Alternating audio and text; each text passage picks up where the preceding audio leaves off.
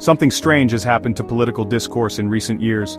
Traditional categories that once helped us understand left and right, progressive and conservative, have become muddled, sometimes completely inverted. And in this confusion, many thoughtful people find themselves politically homeless, afraid to speak up or labeled as extremists, simply for asking reasonable questions.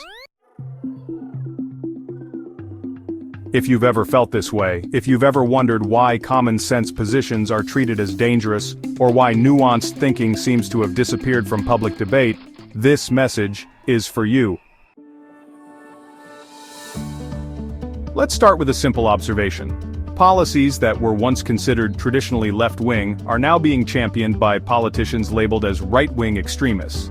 Meanwhile, those who call themselves progressive often support approaches that would have been considered authoritarian just decades ago. Examples of political inversion can be quite intriguing. Take trade policy. Historically, the left supported tariffs and protectionism to protect domestic workers from unfair foreign competition. Today, when a leader uses these same tools to bring manufacturing jobs back and negotiate fairer trade deals, they're called a dangerous nationalist. Or consider free speech. The left once fought for the right to question authority, challenge conventional wisdom, and speak truth to power. Today, asking questions about certain policies can get you canceled, fired, or socially ostracized, often by people who consider themselves progressive. Perhaps most concerning is the abandonment of patient, sustainable progress in favor of radical, immediate change. Rome wasn't built in a day, but today's political movements seem to have forgotten this timeless wisdom. When it comes to environmental and immigration policies, extremism often takes center stage. Instead of balanced approaches, we see drastic measures that can lead to unforeseen consequences. Consider environmental policy. Everyone wants a cleaner, more sustainable future, but implementing massive changes overnight, shutting down reliable energy sources before alternatives are ready, mandating expensive technologies before they're practical, imposing costs that hurt working families. This isn't environmental protection. This is environmental extremism that often sets back the very cause it claims to serve. The same pattern appears in immigration policy. Wanting secure borders and orderly legal immigration isn't racist, it's practical. Every successful country throughout history has had immigration policies that balance humanitarian concerns with national capacity and security. But suggesting that immigration should be managed rather than unlimited can get you labeled a bigot, even when the goal is protecting both citizens and immigrants themselves. The cost of remaining silent, and the manipulation that follows, can be profound. When people are afraid to speak their minds, truth becomes a casualty. Silence can lead to the perpetuation of harmful policies and ideas. It can create an environment where manipulation thrives as those in power exploit the fear of dissent to maintain control. The true cost is the erosion of a society where open dialogue and honest debate are essential for progress and justice. Perhaps you recognize this pattern because you've lived it. Maybe you've had thoughts you felt you couldn't express. Maybe you've seen policies that seemed counterproductive but stayed quiet because you didn't want to be attacked. Maybe you've watched friends and colleagues self-censor out of fear.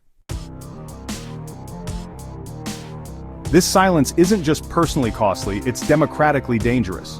When people can't speak freely about their genuine concerns, when nuanced positions are impossible to express, when fear replaces reason, democracy itself begins to break down.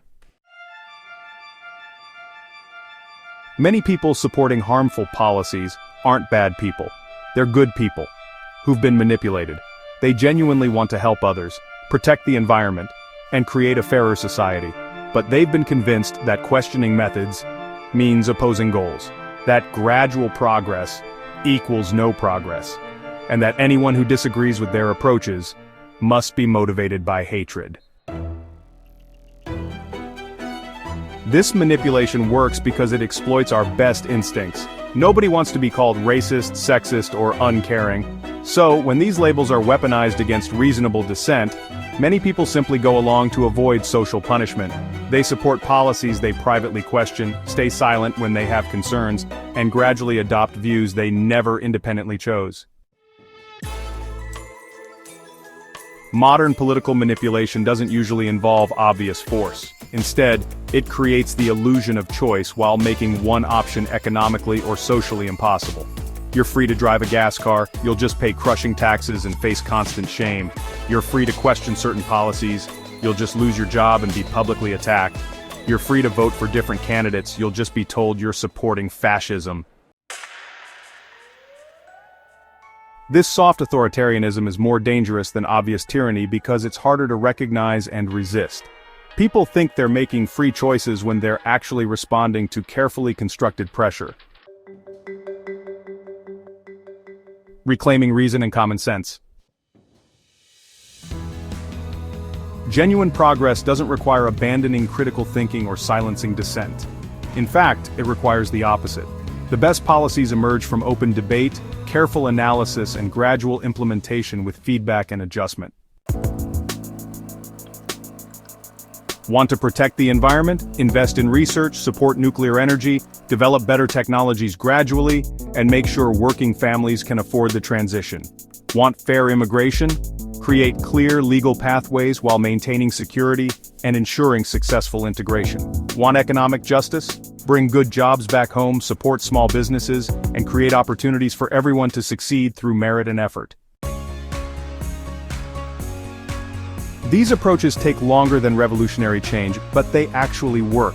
They build lasting support, rather than creating backlash. They improve lives, rather than just changing slogans. Finding common ground and speaking up is essential. We need to bridge our differences and work together for a better future. If you've made it this far, you're probably someone who values both progress and prudence, who wants positive change, but not at any cost, who believes in treating people fairly, regardless of their background, while also maintaining standards and expectations. You're not alone. Millions of people share these views, but feel politically homeless, because the loudest voices on both sides have abandoned nuanced thinking for tribal warfare. But there's reason for hope. More and more people are recognizing that, well, the emperor has no clothes. That much of what passes for political wisdom today is actually quite foolish. Many policies being pushed as progressive are, in fact, regressive. And, common sense isn't extremism, even when it's labeled as such. The solution isn't to swing to an opposite extreme, but to reclaim the reasonable center where most people actually live. This means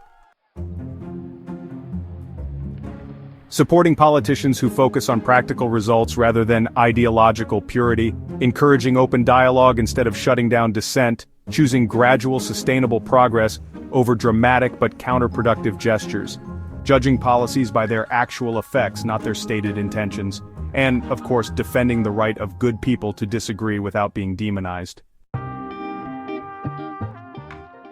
The courage to think independently. Most importantly, it means having the courage to speak up when you see something that doesn't make sense, even if others try to shame you into silence. The political confusion we're experiencing isn't permanent. Throughout history, societies have gone through periods of extreme polarization, followed by renewed appreciation for balance and moderation. We're overdue for such a correction.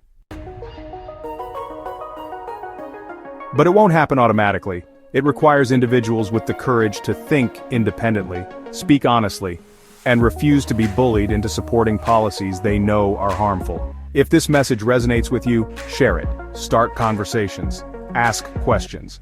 And remember, in a world full of people afraid to think for themselves, independent thought isn't just valuable, it's essential. The future belongs to those willing to think clearly, speak honestly, and work patiently for real progress. And that future starts with each of us having the courage to say what we actually believe.